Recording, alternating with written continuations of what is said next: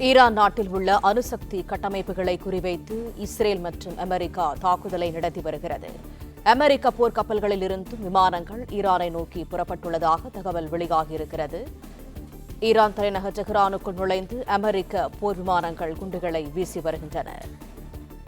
அமெரிக்க விமானப்படை விமானங்கள் ஈரானை நோக்கி அனுப்பி வைக்கப்பட்டுள்ளதாக தகவல் வெளியாகியிருக்கிறது. ஈரான் நாட்டில் உள்ள அணுசக்தி கட்டமைப்புகளை குறிவைத்து இஸ்ரேல் மற்றும் அமெரிக்கா தாக்குதலை தொடர்ந்து நடத்தி வருகிறது. ஈரான் தலைநகர் டெஹ்ரானுக்குள் நுழைந்து அமெரிக்க போர் விமானங்கள் குண்டுகளை வீசி வருகின்றன. விரிவான தகவல்களோடு இணைகிறார் எமது செய்தியாளர் நிரஞ்சன். நிரஞ்சன், முழு தகவல்கள் என்ன? தற்பொழுது அமெரிக்கா மற்றும் இஸ்ரேல் ஆகிய இரண்டு நாடுகளும் இணைந்து ஈரான் மீது தாக்குதலை நடத்தி வருகிறது. அதற்கு பதிலடி கொடுக்கும் வகையில் ஈரானும் இஸ்ரேலுடைய நார்த் பகுதியில், வடக்கு பகுதியில் தாக்குதலை நடத்தி இருக்கிறார்கள் என்பதான தகவல்கள் உறுதிப்படுத்தப்பட்டிருக்கின்றது.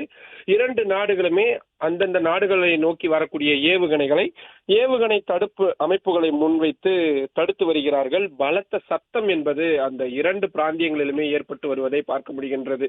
ஒட்டுமொத்தமாக அந்த பகுதி முழுவதுமே போர் மேகம் சூழ்ந்திருக்கக்கூடிய சூழலில் அதை இந்திய அரசாங்கம் உன்னிப்பாக கவனித்து வருவதாக சொல்லப்பட்டிருக்கிறது. இந்த தாக்குதலுக்கு இஸ்ரேல் வைத்திருக்கக்கூடிய பெயர் என்பது மிக முக்கியமானதாக பார்க்கப்படுகிறது. சிங்கத்தின் கர்ஜனை என்பதாக அதற்கான பெயரை அவர்கள் வைத்திருக்கிறார்கள். சற்று நேரத்திற்கு முன்புதான் இஸ்ரேலுடைய பிரதமர் பெஞ்சமின் நெதன்யாகு அவர்களும் இந்த தாக்குதலை உறுதிப்படுத்தி இருக்கின்றார்.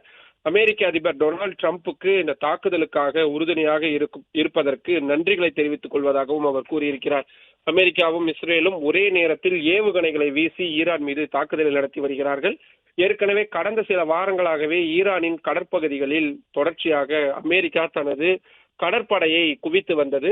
அதற்கு பல்வேறு தரப்பிலும் எதிர்ப்புகள் என்பது இருந்தாலும் கூட இன்னொரு பக்கம் பேச்சுவார்த்தையும் நடைபெற்று வந்தது. இந்த தாக்குதலுக்கான அதிமுக்கியமான காரணம் என்பது ஈரானில் இருக்கக்கூடிய அணு ஆயுதங்களை முழுமையாக டிஸ்மேண்டில் செய்ய வேண்டும், அதாவது அழித்து விட வேண்டும் என்பதுதான் அமெரிக்காவுடைய மிக முக்கியமான கோரிக்கையாகவும் மிக முக்கியமான வலியுறுத்தலாகவும் எச்சரிக்கையாகவுமே இருந்து வந்தது. இதற்காக 3 கட்ட பேச்சுவார்த்தைகள் என்பது நடத்தப்பட்ட நிலையில் அந்த பேச்சுவார்த்தை தோல்வியை தழுவியிருந்தது.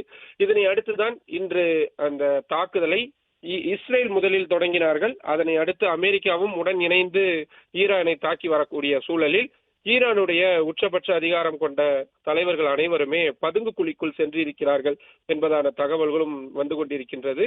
இந்த தாக்குதலில் 1000 பேர் வரை பலியாகி இருக்கலாம் என்று முதல் கட்ட தகவல்கள் வந்து கொண்டிருக்கிறது. கவலை அளிக்கக்கூடிய தகவல்களாகத்தான் அதை நாம் பார்க்க வேண்டியதாக இருக்கிறது. இஸ்ரேலில் பொதுமக்கள் வீட்டை விட்டு யாரும் வெளியே வரக்கூடாது என்ற தடை